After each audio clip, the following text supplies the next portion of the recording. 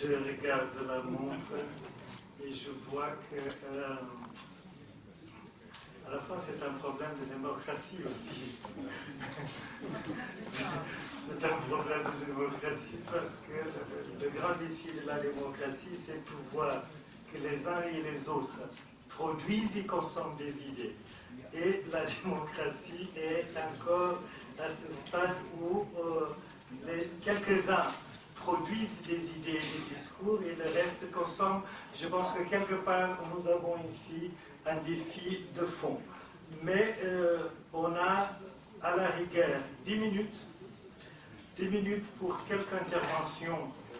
Et je vais demander aux intervenants, c'est un exercice impossible, avec une salle avec une cinquantaine de personnes, de leur proposer 10 minutes et leur demander d'être brefs. Je vais parler en présentant mes excuses parce que je n'ai pas écouté les interventions qui ont été faites. Donc, juste 3 points rapides. D'abord, pour soutenir l'idée que le concept de sécurité doit être vraiment refait, rebâti entièrement,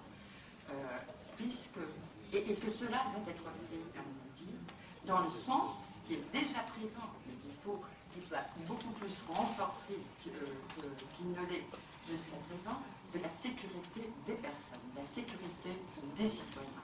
Il y a un glissement dans le débat sur la sécurité de la sécurité de l'État, donc concept traditionnel, vers de plus en plus la sécurité de la personne, du citoyen. Et je crois que cette tendance doit être renforcée, qu'une contribution importante de forum avec celui-ci et va précisément dans ce sens. Deuxièmement, vous m'interrogez si, en partie, paradoxalement, peut-être par effet de la crise, cette tendance à que le centre de gravité, quand on parle de sécurité, ne se déplace plus encore vers le citoyen, ne soit présente aussi parce que la frontière entre sécurité interne et sécurité externe est de plus en plus moins claire, et de moins en moins claire. Et là, je rejoins ce qu'a dit Arthur Verdun pour l'usage de la force, mais je élargirai peut-être l'idée d'en débattre aussi en ce qui concerne le plan intérieur, et non seulement le plan inter-étatique. Dernièrement, pour souvenir d'une façon très véhémente, si je puis, l'idée qu'il n'y a aucune spécificité pour ce qui est des problèmes de sécurité de cette région particulière, ou en un certain sens de toute région qu'on puisse définir sur la base de géographie, de la géographie ou sur n'importe quelle autre base. C'est de plus en plus clair que la vieille notion qu'on avait du temps de l'OTAN, que l'indivisibilité de la sécurité existait, elle est, à mon avis, de plus en plus présente, même si par un biais entièrement différent. Il me semble que les conférenciers nous ont mis devant un certain paradoxe.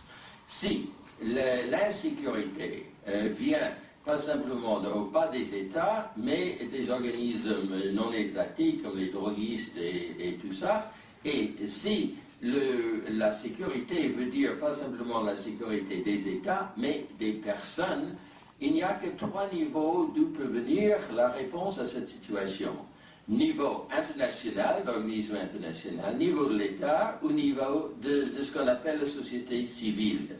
Alors, mettre la sécurité entre les mains des organismes internationaux, ça veut dire des organismes interétatiques, revient à l'État, et mobiliser la société civile pour les besoins de sécurité s'avère complètement une contradiction impossible. Donc, est-ce que cette situation que vous décrivez tous ne nous ramène pas à un rôle augmenté de l'État?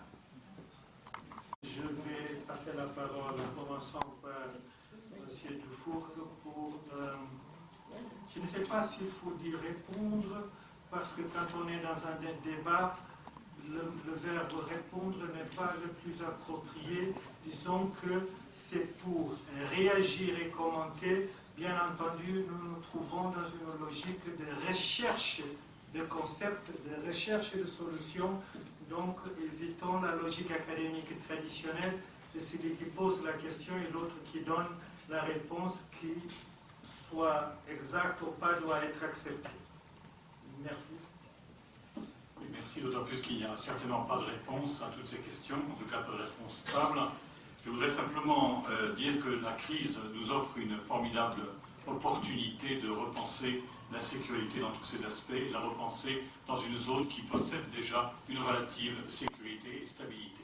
Je pense que nous devons fonctionner comme un laboratoire et réfléchir un petit peu à notre responsabilité collective de repenser l'ensemble de la sécurité. C'est d'ailleurs ce souci collectif qui doit, je dirais, nous guider aujourd'hui. Nous avons une occasion, profitons-en.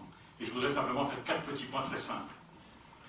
Pourquoi faut-il repenser cette sécurité? Parce qu'il faut éviter tout simplement que se développent dans notre région des zones grises, des zones dans lesquelles aucun contrôle ne puisse s'exercer, et ceci nous menace comme ça menace d'autres régions.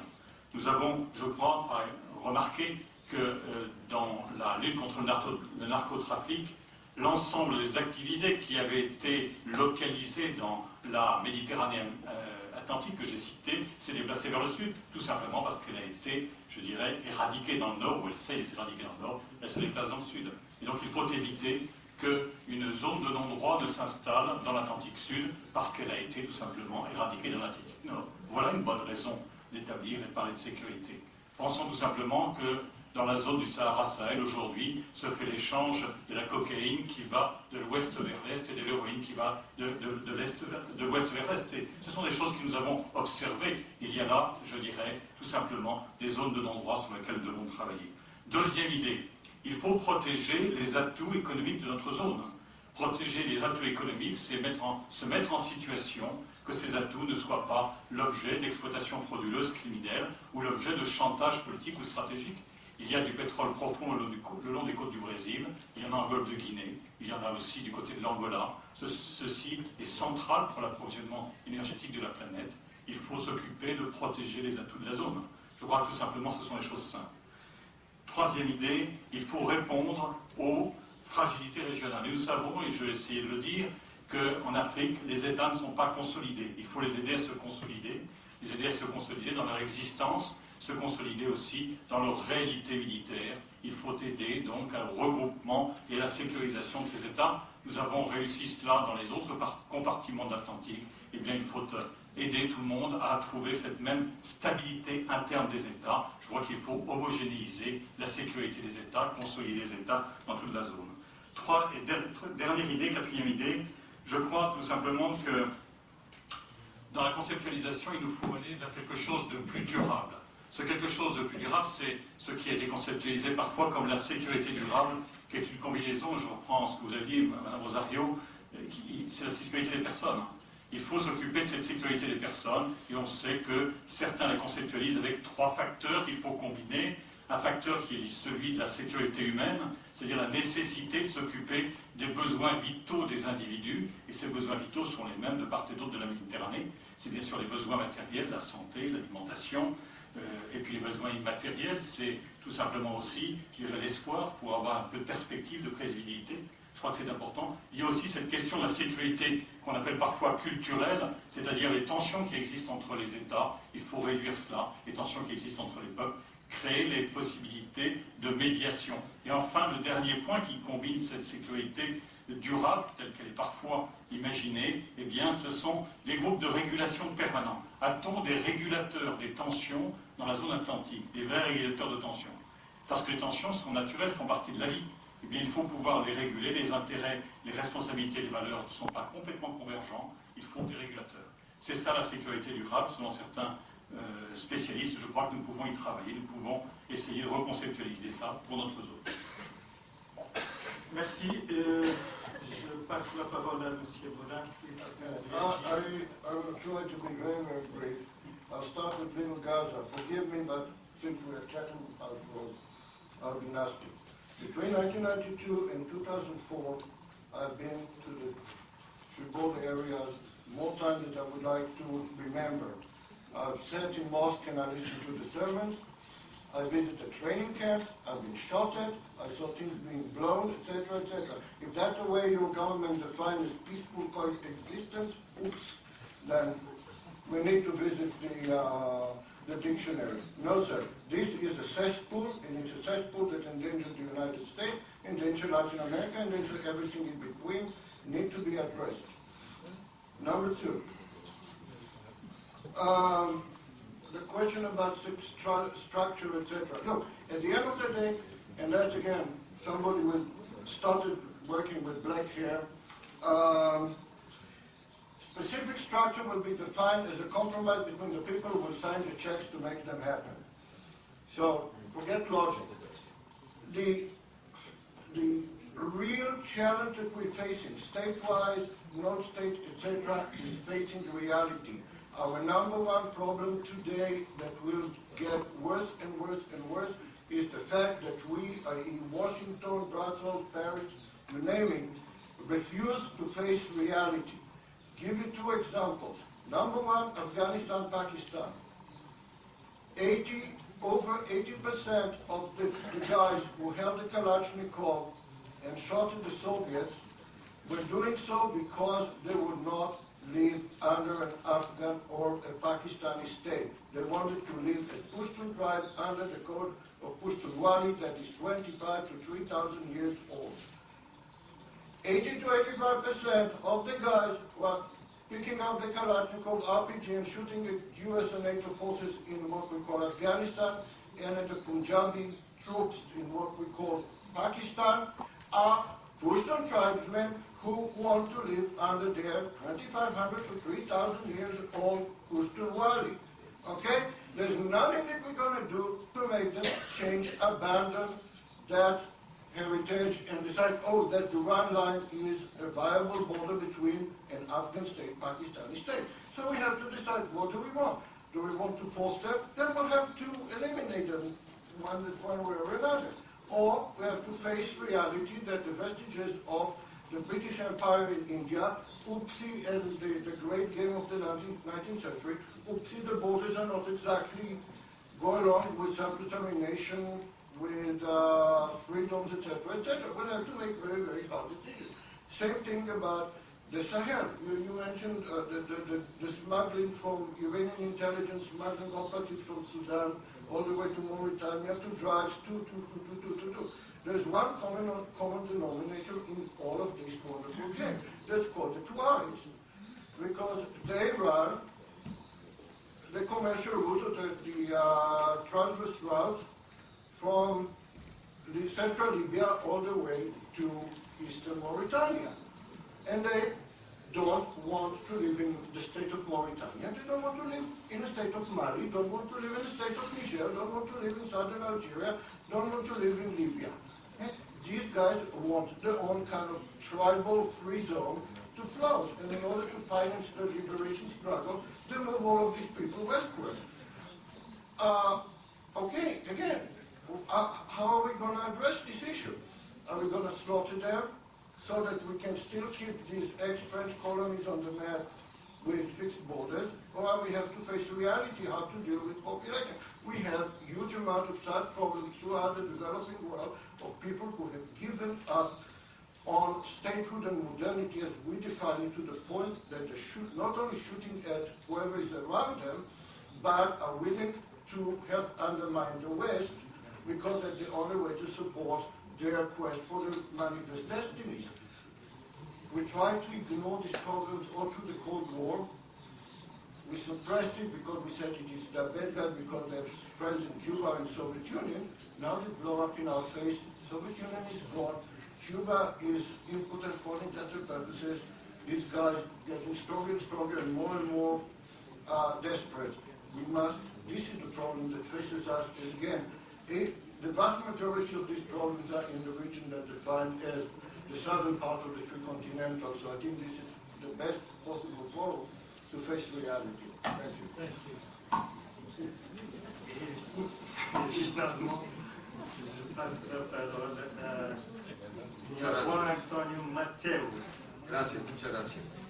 Un breve comentario como parte de la revisión de los conceptos. Esto incluye la revisión de los organismos internacionales que se ocupan de la seguridad, principalmente del Consejo de Seguridad de Naciones Unidas. Y no tanto para añadir nuevos miembros permanentes, sino para hacerlo realmente un consejo democrático donde no existe el derecho de veto. Esto es parte de hablar de estas cosas y que el Consejo de Seguridad tuviese realmente una función de crear seguridad y no inseguridad, como se ha mencionado ahora. Yo añadiría dos elementos para esto, y con esto termino muy rápidamente. Uno, que en este proceso de revisión el concepto de seguridad no debe ser que todos asumamos lo que es una amenaza a la seguridad de un Estado y todos los demás tenemos que aceptarlo como amenaza a nosotros también. Esto es de las cosas que deben cambiar, este tipo de conceptos. Y finalmente tiene que ver con otro concepto que manejamos todos, que es el de comunidad internacional. La comunidad internacional son 20 países o 25, Esto suena bonito, pero la comunidad internacional son 25. El día que esta comunidad internacional seamos todos y veamos el Consejo de Seguridad, tal vez estemos en el proceso de revisar este tipo de conceptos. Muchas gracias. Merci à tous. Nous arrivons à la fin de nos travaux.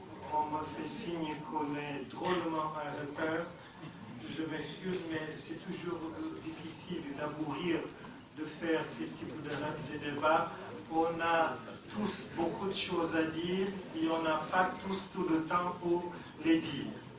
De toute façon, une chose, je ne vais pas faire de conclusion, je remarquerai seulement un point. En faisant le débat, nous voyons que nous ne pensons pas de la même façon. Et nous ne pouvons pas penser de la même façon. Quand on est à l'académie, on dit que toutes ces choses-là, ce sont des processus. Quand on est dans des espaces comme ça, on veut des états parfaits des choses. Il n'y a pas d'état parfait des choses. Nous sommes dans un processus de construction de ce qu'on voulait dire. Et c'est l'initiative du Forum, trouver un tronc commun d'intérêt pour le bassin atlantique. On n'a pas parlé vraiment d'identité, on a dit qu'il y a des éléments d'identité, mais ce que pousse les gens à réfléchir, c'est qu'étant tous riverains de l'Atlantique, on peut trouver des intérêts communs et bâtir quelque chose sur ces intérêts communs. On n'est pas dans la logique de l'aide au développement, on est dans la logique de coopération dans le sens étymologique du mot, de trouver des solutions qui puissent aider les uns et les autres, et on n'a pas le choix, soit la logique de la confrontation, soit la logique de la coopération, et cette civilisation dont nous parlons tellement devrait nous pousser vers la logique de la coopération qui semble être un peu plus civilisée que l'autre. Merci. Les interventions ont survolé les questions globales de sécurité. Et naturellement, qu'on ne peut pas parler de la sécurité ou des défis de sécurité dans l'Atlantique sans regarder un peu à gauche et à droite et sortir du bassin atlantique. Néanmoins, parce que c'est un propos de ce forum, de focaliser l'analyse autour du bassin atlantique, et on n'aura pas le temps ici de discuter diverses idées qui ont été proposées. Je vais vous demander de vous en tenir à une idée que moi je pense qui est très importante et qui a été plus ou moins reprise par tous les intervenants. Le besoin de reconceptualisation de la question de la sécurité.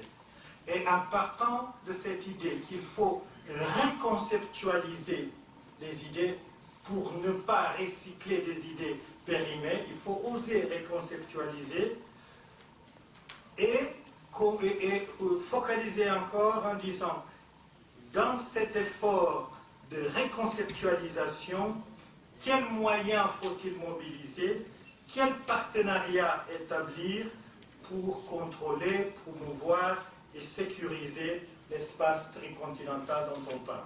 Voilà un encadrement rapide et avec ça, je passe la parole aux gens qui veulent intervenir.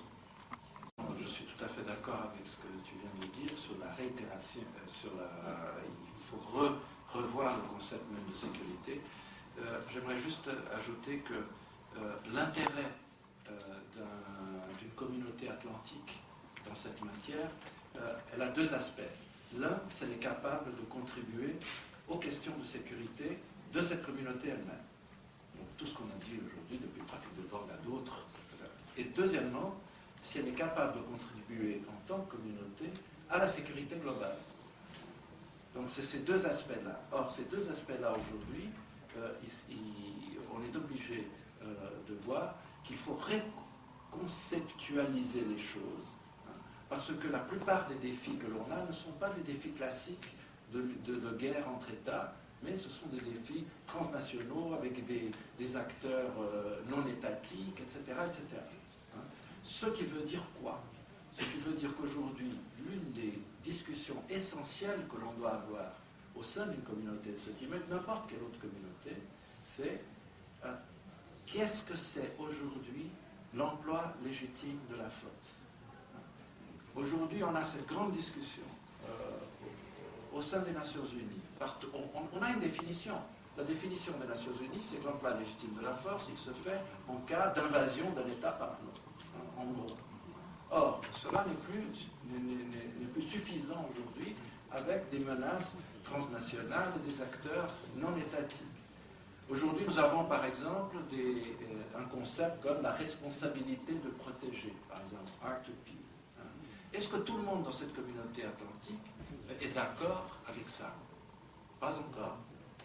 Il y a beaucoup de pays qui ne sont pas du tout sur cette longueur d'onde.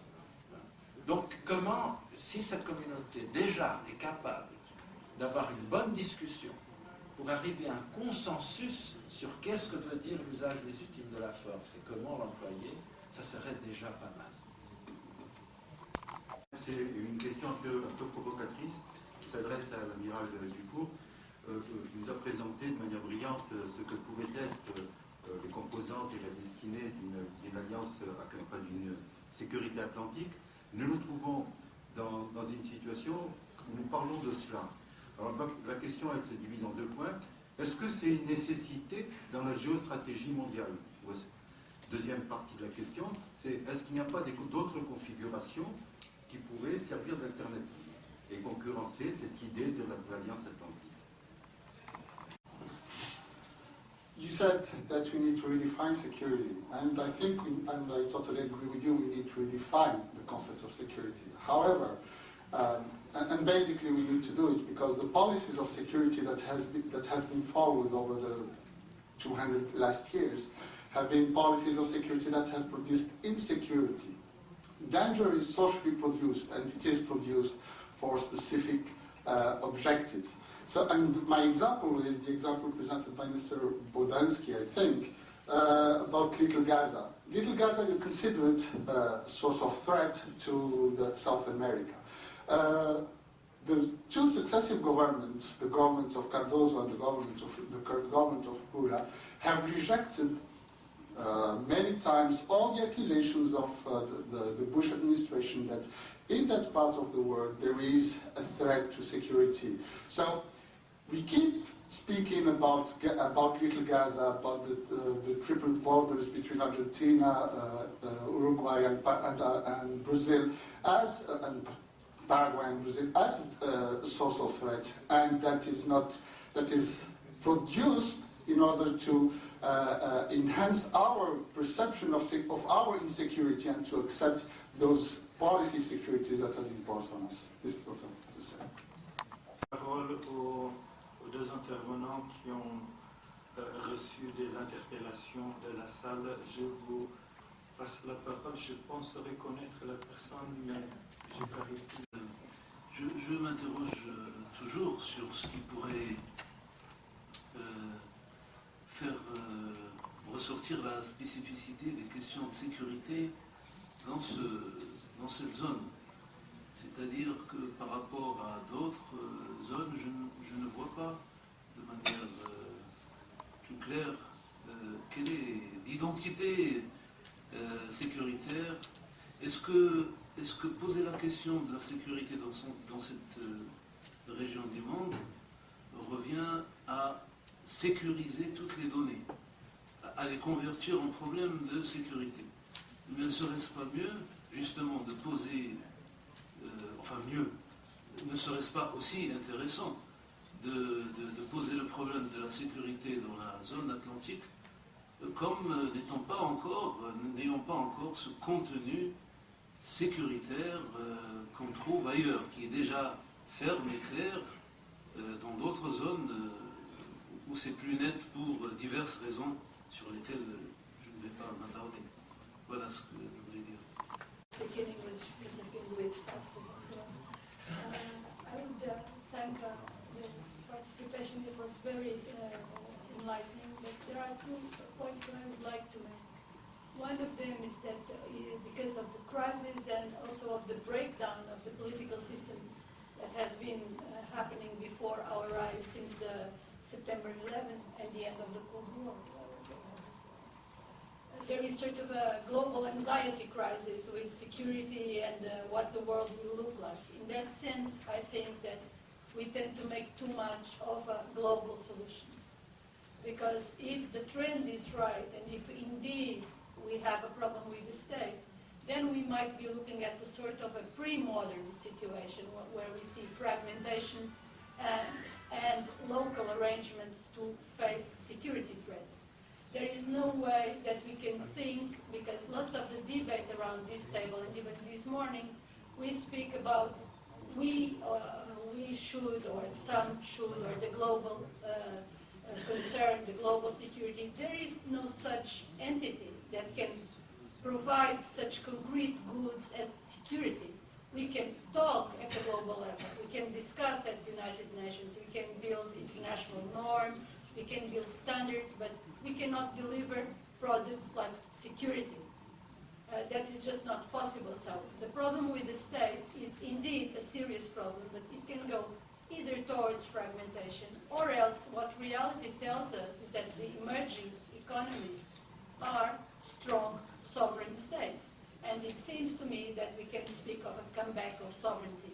Even in Europe, a greater part of the problems, to my mind, is a comeback of sovereignty in the part of the states that see a limit and the population and don't want more transfer of sovereignty.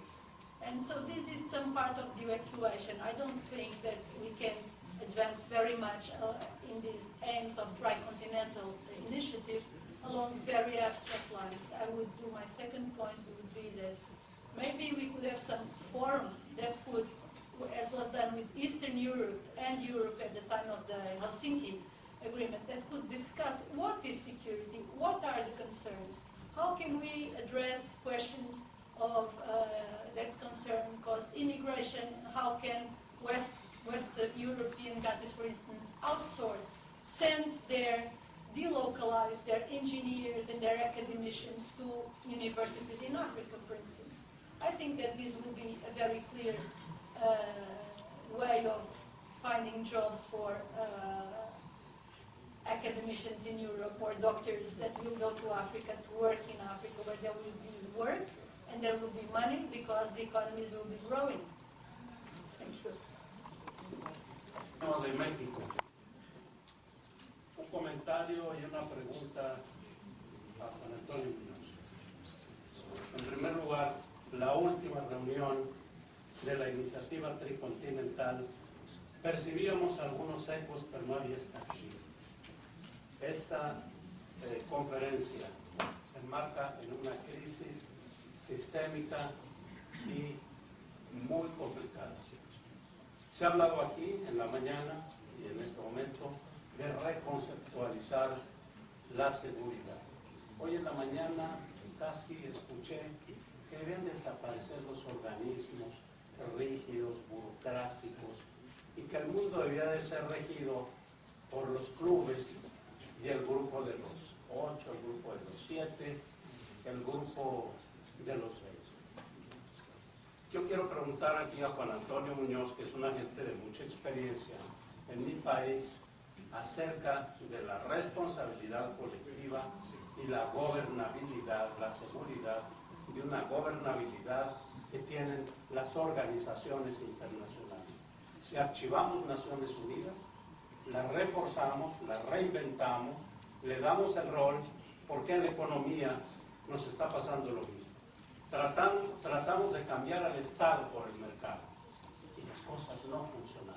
Se ha caído, estamos velando un cadáver, el neoliberalismo no funcionó. Realmente fue un fracaso. Pero aquí estamos hablando ahora de una seguridad colectiva. Yo quiero preguntarle a Juan Antonio Muñoz, ¿qué piensa sobre todo en nuestro espacio de América Latina, que nadie está vacunado de los nuevos actores? El terrorismo, los narcotraficantes, los nuevos actores ponen en jaque a gobiernos y estados. ¿Qué pensamos acerca de la seguridad colectiva y las Naciones Unidas? Sería mi pregunta muy concreta. Merci.